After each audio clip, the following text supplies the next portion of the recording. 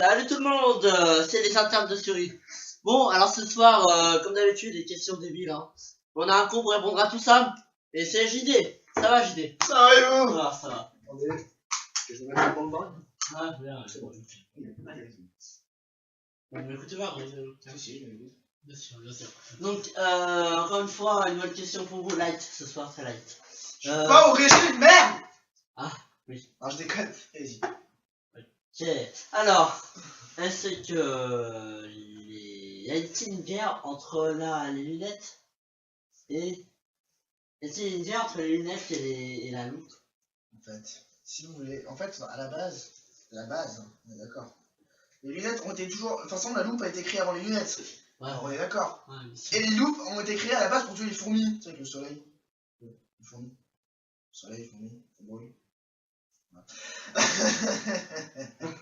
ils sont smart. Hein. Ouais, c'est vrai.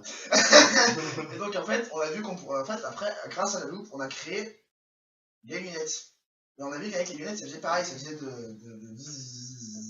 tu pouvais tuer les fourmis, les baleines, les crocodiles, enfin plein de trucs, ça les crame tout. C'est un carnage. Et en fait, c'est à cause de ça d'ailleurs qu'il y a eu la grande sécheresse de 1992. ouais, c'est ça. De 92. Ouais. On parle bien de 2005. Oui, bien sûr. 92. Voilà, c'est tout à fait logique. Bon, donc je vous disais qu'après il y a eu une petite. En fait, ils savaient pas trop choisir parce que c'était deux armes quand même complètement différentes, quoi. Des lunettes, ouais, comme ça. Une loupe que j'ai pas sous la main. C'est pas grave. En fait, il y a eu une guerre entre les deux, donc en fait, on a essayé de les mettre entre elles, tu vois, genre de faire deux vues entre elles, sauf qu'on a vu que bah, ça les cramait tous les deux.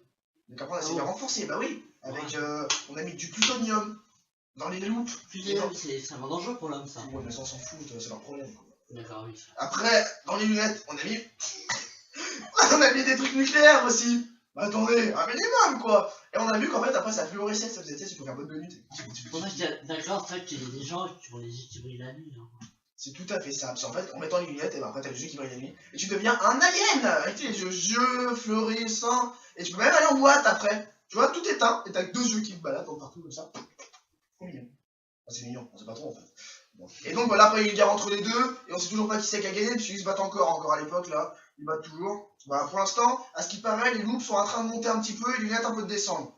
Mais bon, là, à ce qui paraît, ils sont en train de mettre un peu de cochon dans les loupes pour que ça sorte bien. Pour attirer les crocodiles, après les balancer sur les lunettes. C'est ouais, pour les arabes, ça, non? Oui, mais bah justement. Les arabes, c'est ceux qui ont le plus de lunettes. Et ouais. On s'en bat les couilles, monsieur le cadreur. Continuez votre question, monsieur. Ensuite, dernière question donc, Bah les ouais, radiateurs. c'est light. Les radiateurs. Oui, les radiateurs. On connaît tous qui sont chauffants et tout. Y a-t-il une supposition qui puisse prendre le relais sur nous, les humains, si ils nous envahissent, s'ils se rebellent? Est-ce qu'ils pourraient se rebeller? Bah oui. On a déjà vu un radiateur se rebeller. Mais bon, en fait, la foi.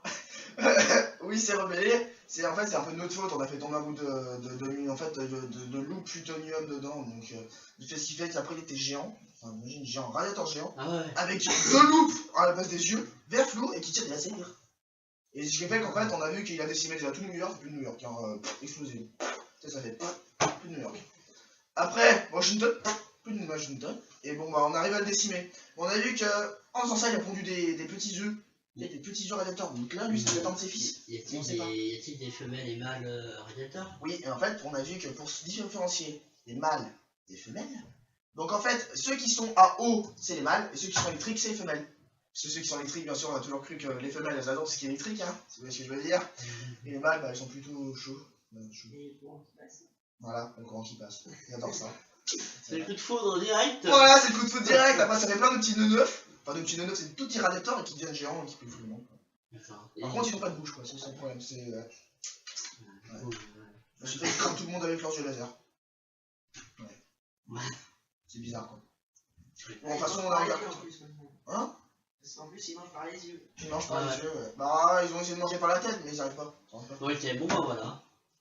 On peut dire merci de notre caméraman de nous avoir aidés, hein, voilà, merci. Donc Geoffrey, s'il veut descendre pour se montrer peut-être.